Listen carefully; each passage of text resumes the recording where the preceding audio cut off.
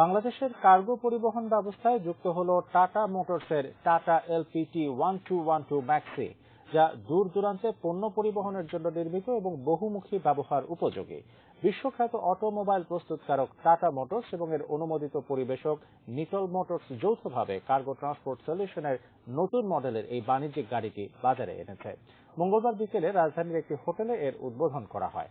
Tata LPT 1212 maxi নামের এই গাড়ি সম্পর্কে নিটল মোটরস লিমিটেডের চেয়ারম্যান আব্দুল মাতলুব আহমদ জানান, এই গাড়িটি পণ্য পরিবহন ব্যবসায় ক্রমবর্ধমান চাহিদা পূরণ করবে, বাংলাদেশের বাণিজ্যিক যানবাহনের বাজারে বৈপ্লবিক পরিবর্তন আনবে। এই গাড়িতে হেভি ডিউটি ফ্রেম সহ একটি শক্তিশালী চেসিস রয়েছে, যা বেশি ধারণ ক্ষমতা ও স্থায়িত্ব নিশ্চিত করবে। এছাড়া এই গাড়িতে যুক্ত আছে hydraulic power assisted steering, ergonomic steering wheel, মেলবা ফেব্রিক আলট্রা সিট এবং এরগোনমিক ইনস্ট্রুমেন্ট ক্লাস্টার।